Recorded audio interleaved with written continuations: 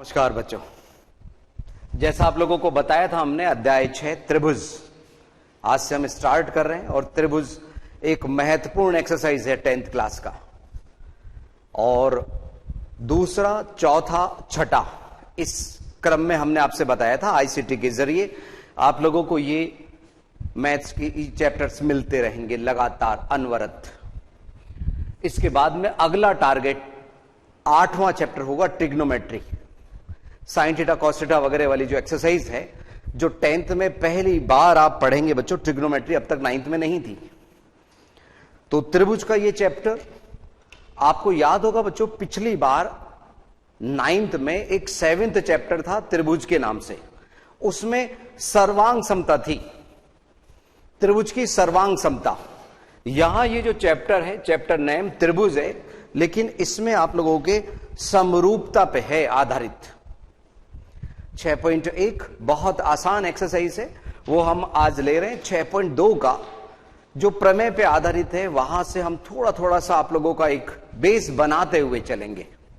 इतना हम आपको बता दें कि ये चैप्टर थोड़ा सा महत्वपूर्ण तो है ही है, मुश्किल भी है। लेकिन आप अगर रेगुलर ये क्लासेस अटेंड कर रहे हैं और बिल्कुल सीरियसली पढ़ रहे हैं तो इसका कोई सवाल किसी भी तरह का गलत नहीं होगा, निश्चित रूप से नहीं होगा।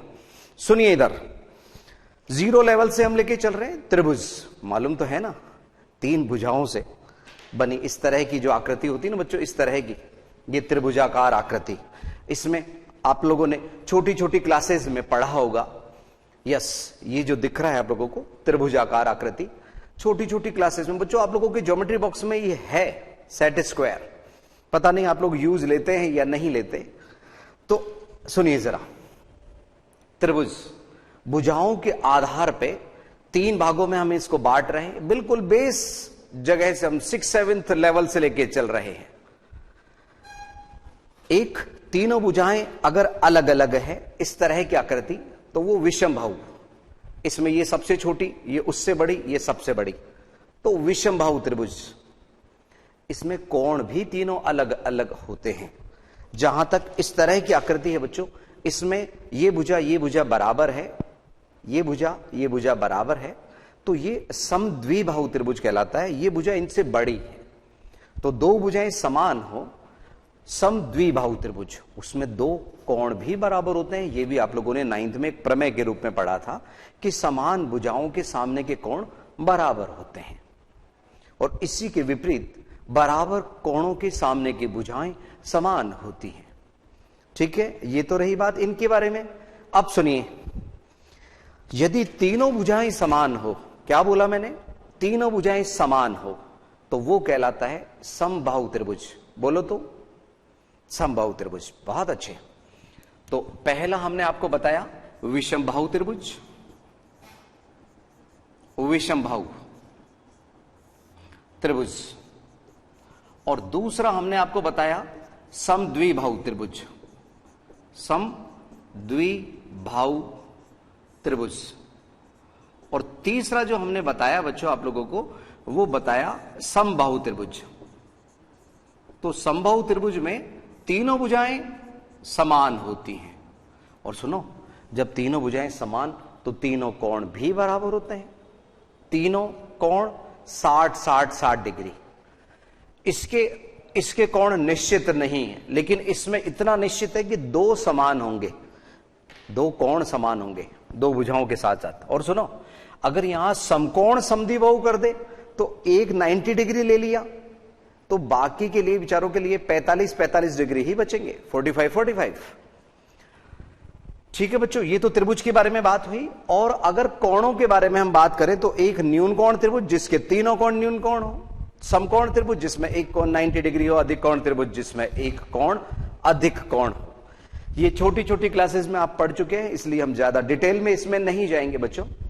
अब सुनिए जरा, हमारे को आज जो समझानी है वो है सर्वांग समता और समरूपता के बारे में। सुनिए इधर ध्यान से, एक शब्द है सर्वांग सम और एक है समरूप। समरूप सर्वांग सम और समरूप। सर्वांग सम में क्या होता है बच्चों, जो त्रिभुज बिल्कुल एक जैसे होते हैं, सर्व अंग समान हो जिसके, वो सर्वांग सम त्रिभुज हो गए। जैसे इसी आकृति से अगर मैं 2 बार त्रिभुज बनाऊंगा ना बच्चों, कितनी बार, 2 बार, चाहे हम घुमा के बनाए चाहे कैसे बनाए, बना इसी से रहे हैं, है ना बच्चों। ध्यान दो इधर, यस। और इसी से मैं एक बार फिर से बना रहा हूं, यही फिगर एक बार हम फिर से बना रहे हैं।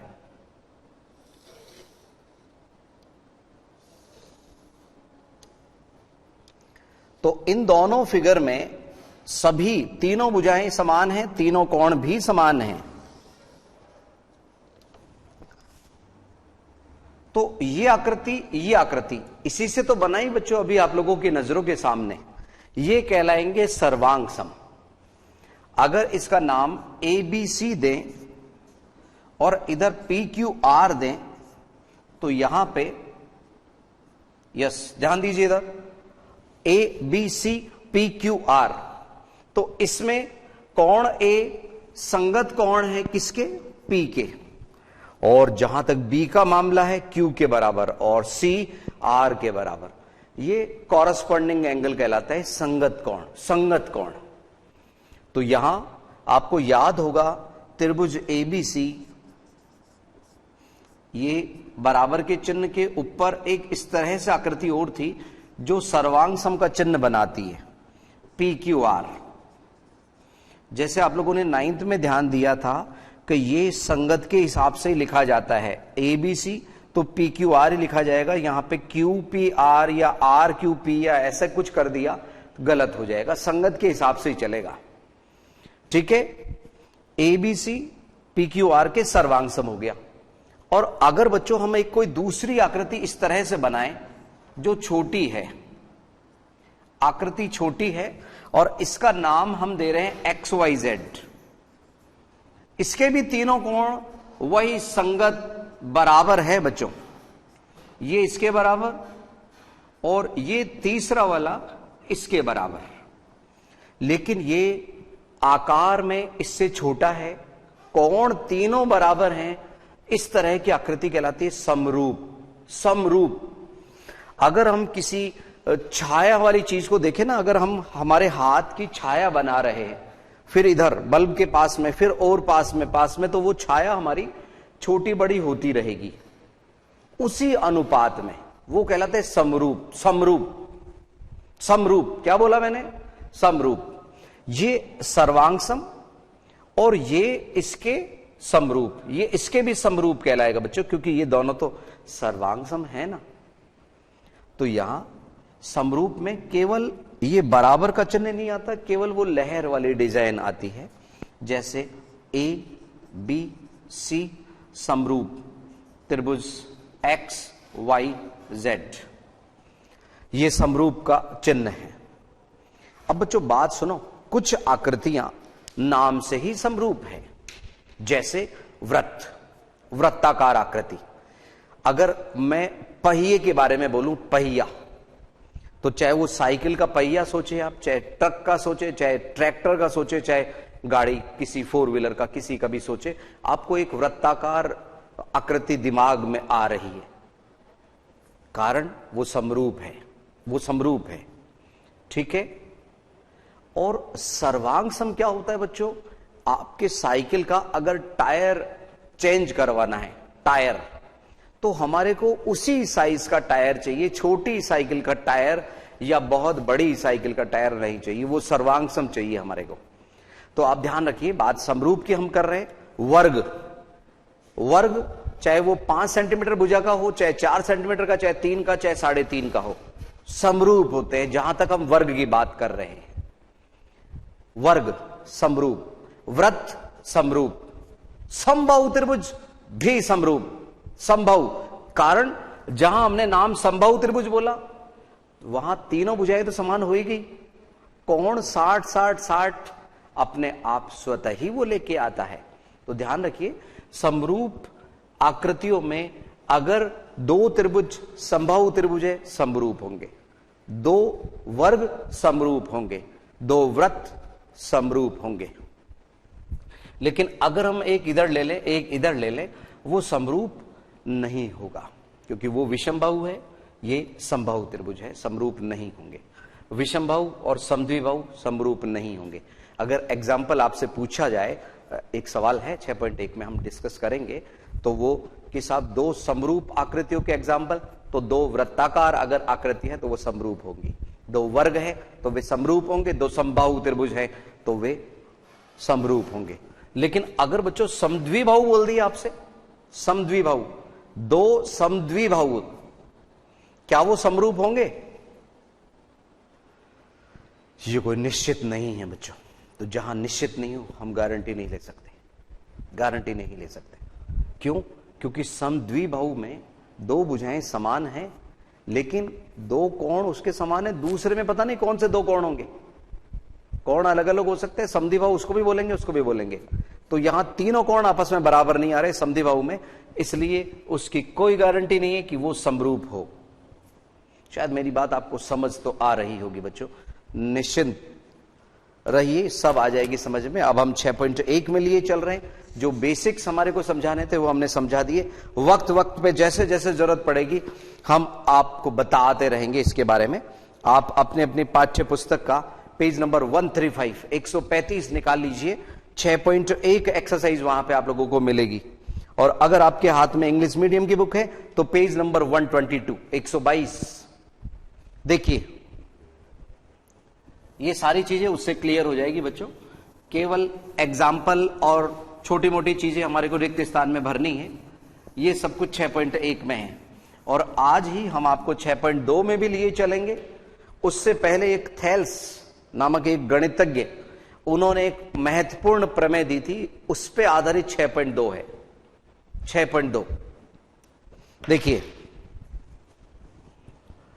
फिलहाल हम ले रहे हैं एक्सरसाइज 6.1 और 6.1 में पेज नंबर हम बच्चों आपको जैसे बता रखा है हम यहां लिख दिया करेंगे, जिससे आप लोगों का ध्यान अगर इधर उधर हो तो इधर से आप देख लें।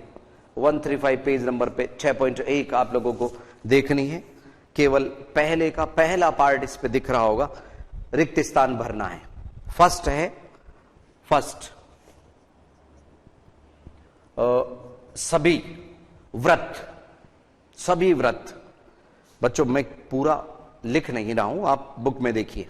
सभी व्रत होते हैं तो हमारे को सेलेक्ट करना है सर्वांग सम और समरूप में से। बताइए, सर्वांग सम? नहीं नहीं नहीं नहीं, सभी व्रत सर्वांग सम नहीं होते। सर्वांग सम तो पता है क्या होगा? अगर दो व्रतों में दोनों की त्रिज्याएं समान है ना, अरे बाबा त्रिज्याएं समान है, तभी वो सर्वांग सम होंगे, एक दूसरे को कवर करेंगे। 5 सेंटीमीटर 5 सेंटीमीटर के दो व्रत बनाए, वो बिल्कुल एक जैसे होंगे, वो सर्वांग सम होंगे। लेकिन अलग अलग त्रिज्या का बनाया तो वो समरूप होगा। तो यहां पे सभी व्रत बोला है ना, यानी किसी भी त्रिज्या का, तो वो समरूप ही होगा। तो आपको इसमें केवल समरूप भरना है। क्या भरना है बच्चों? समरूप। कभी कभी छोटे छोटे सवाल एक एक नंबर वाले के रूप में इस तरह के सवाल आ जाया करते बच्चों। इधर सभी वर्ग, सभी वर्ग ये भी अभी अभी मैंने आपको बताया समरूप होते हैं। क्या होते हैं बच्चों? समरूप। नेक्स्ट अगला, सभी त्रिभुज समरूप होते हैं। तो अभी अभी मैंने आपको डिस्कस किया था कि कौन सा त्रिभुज गिराएगा, समद्विबाहु गिराएंगे या समबाहु गिराएंगे?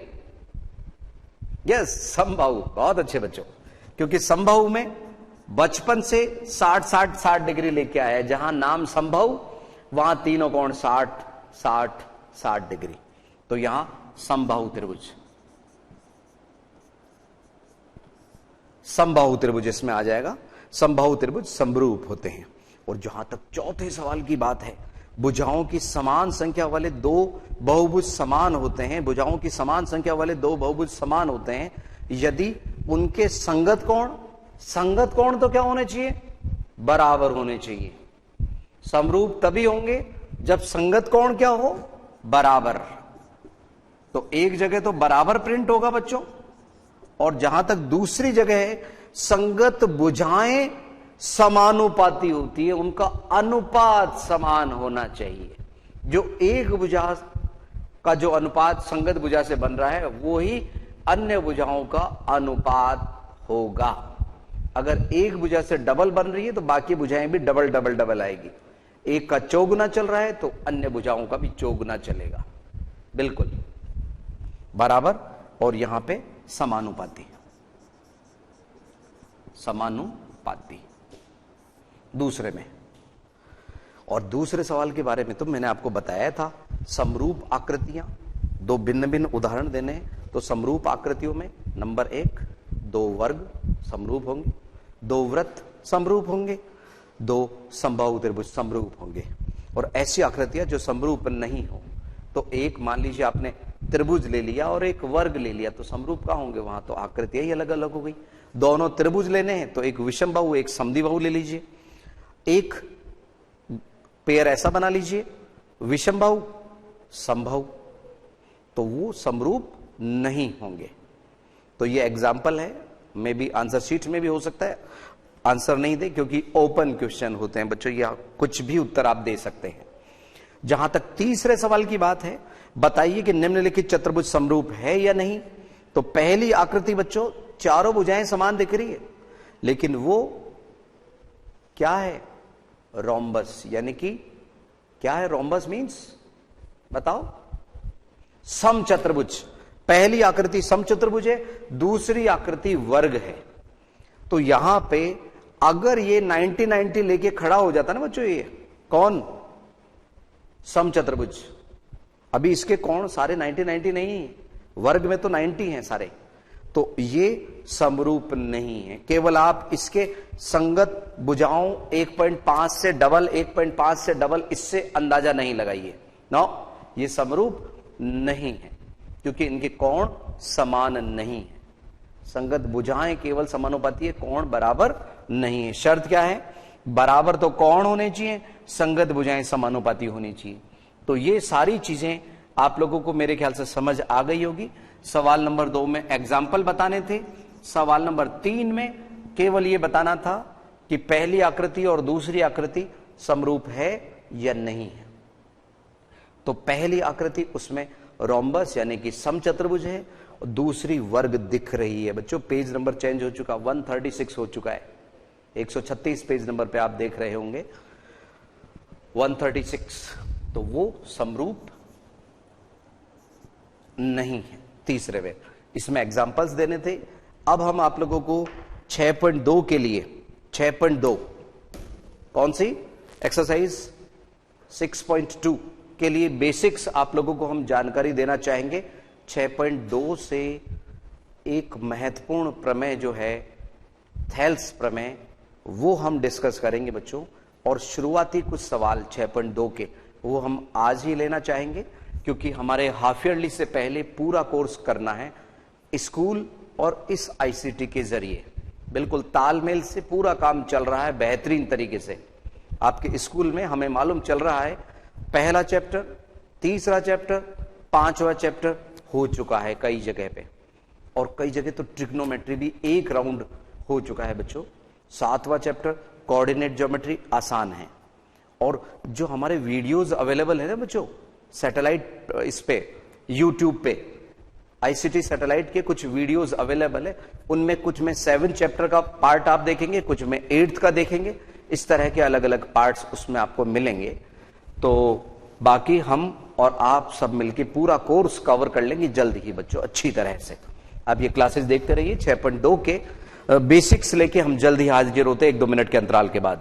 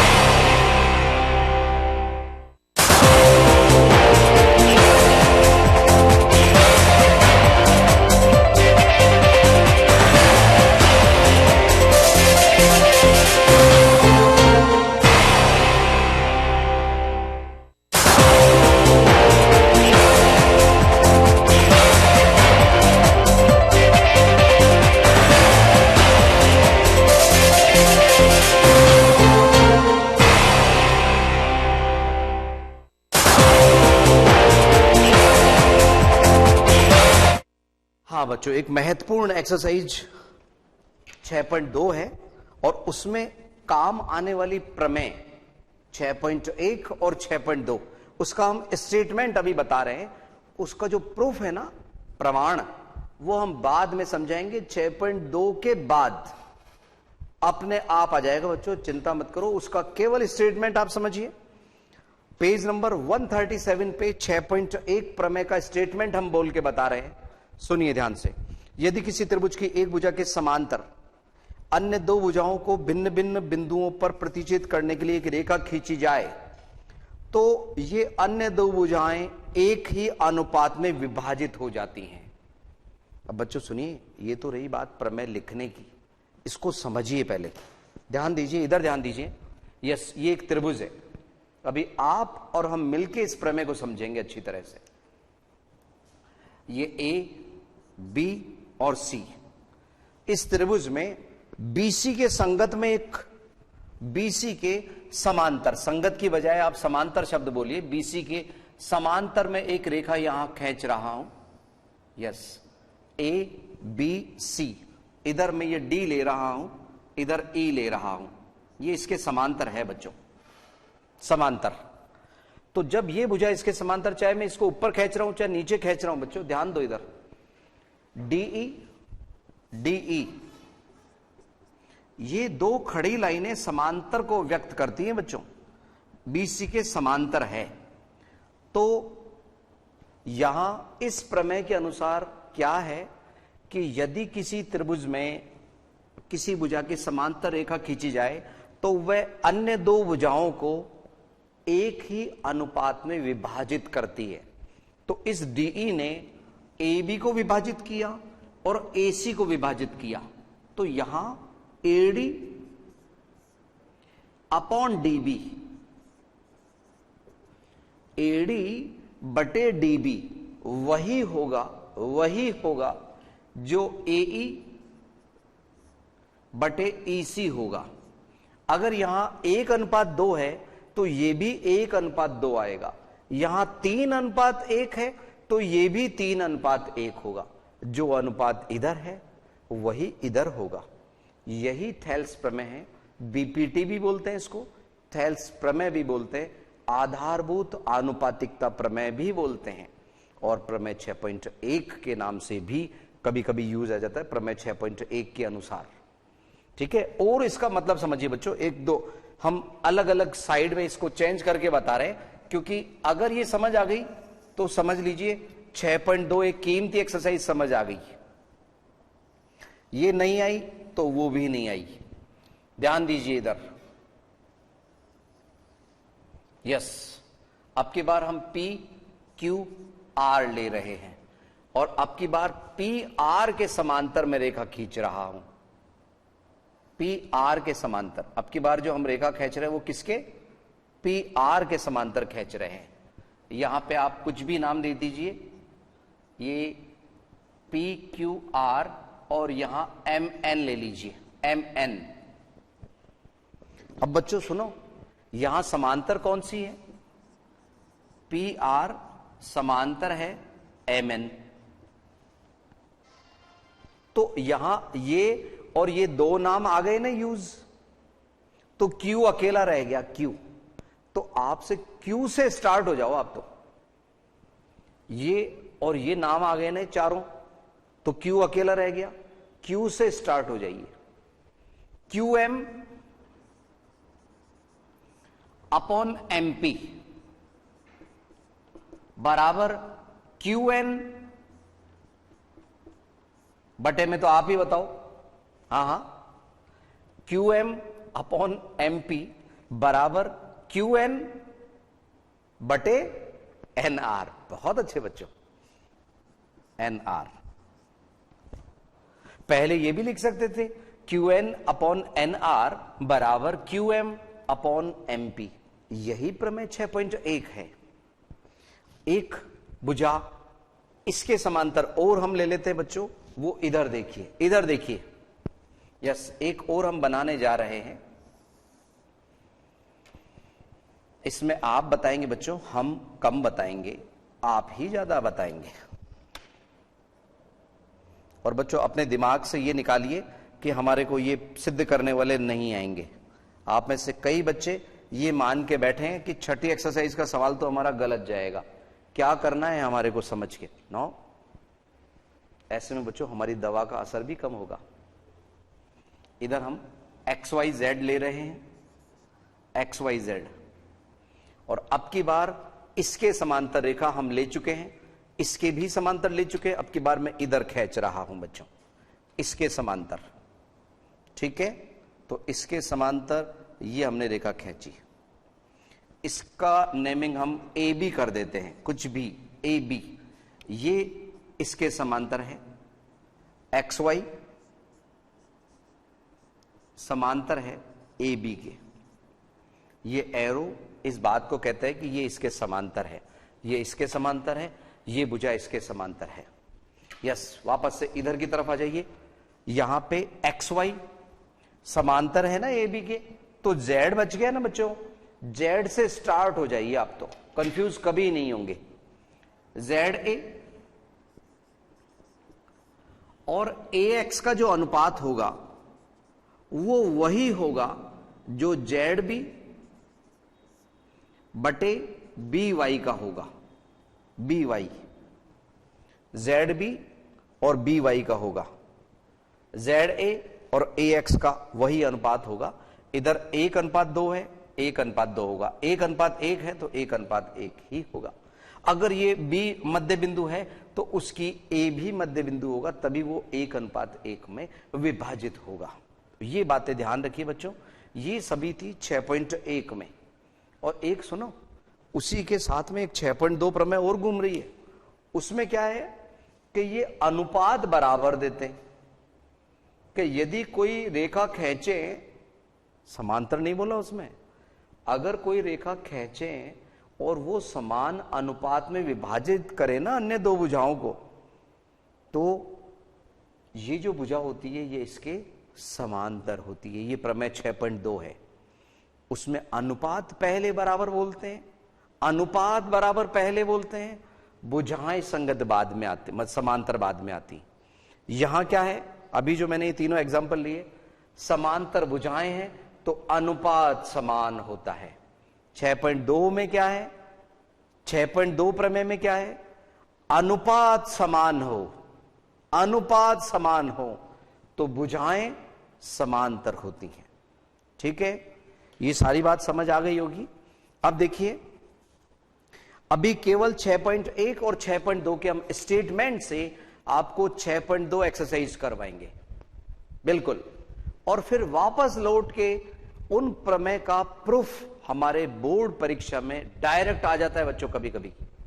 ठीक है, 6 नंबर के रूप में ये सवाल कभी कभी इस तरह से भी आ जाता है कि एक पार्ट में आपका प्रमेय आ गया सिद्ध करने का और उस पर आधारित सवाल दूसरे पार्ट में आ गया। तो देखिए, इसमें 6.2 का भी हम स्टेटमेंट आपको बोल के बता देते हैं।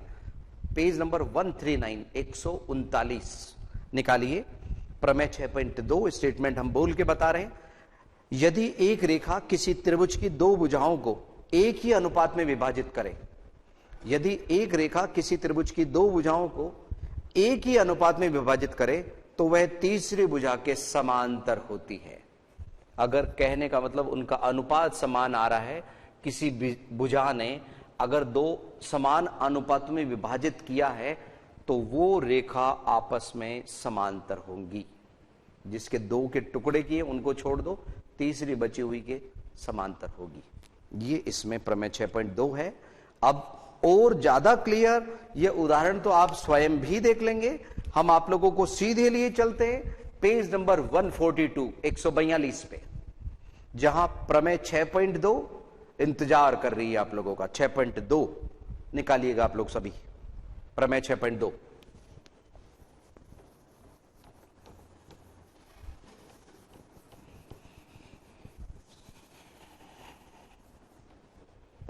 यस बच्चों, यहां पे कुछ आकृति आप लोग देख रहे होंगे। दो आकृतियां इसमें पहले सवाल में दी हुई है, साधारण से सवाल है। फर्स्ट का फर्स्ट हम यहां बना रहे हैं ये आकृति, देखिए।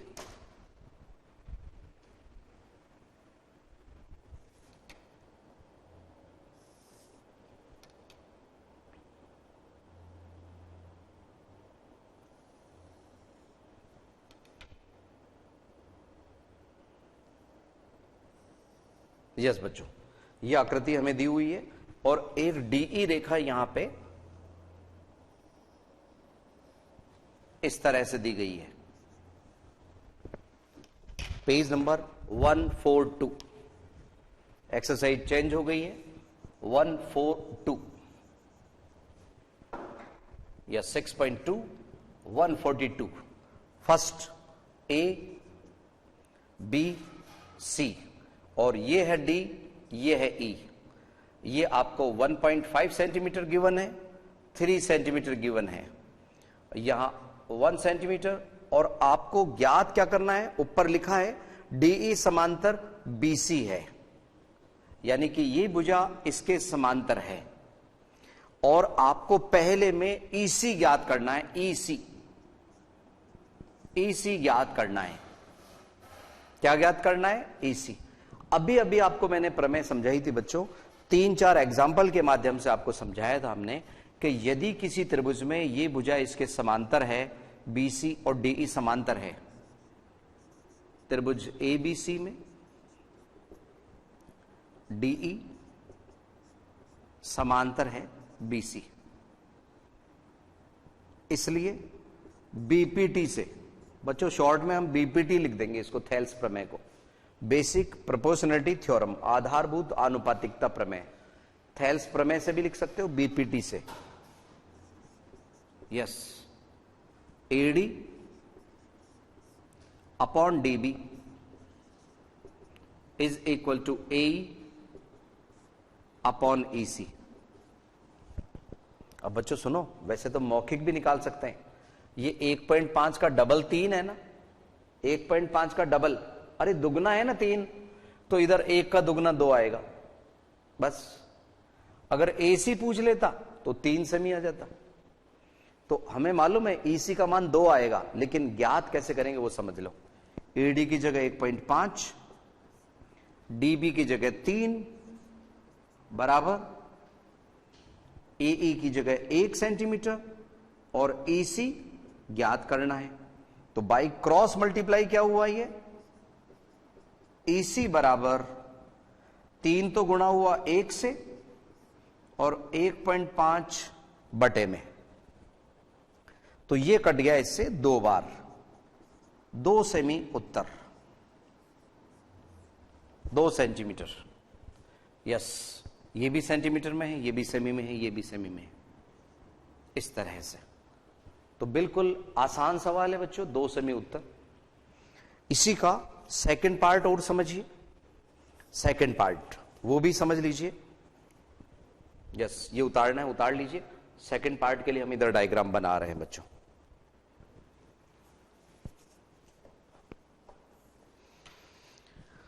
और घर पे इसके थोड़े से एग्जाम्पल्स वगैरह आप थोड़ा सा देखिए।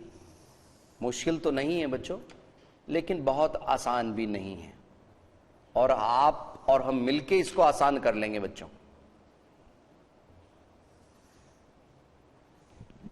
ध्यान दीजिए, इसमें ए है,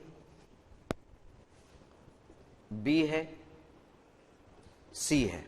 त्रिभुज हो सकता है थोड़ा सा तिरछा दिख रहा है, देखिए, और इधर डीई उसी तरह से इसके समांतर है।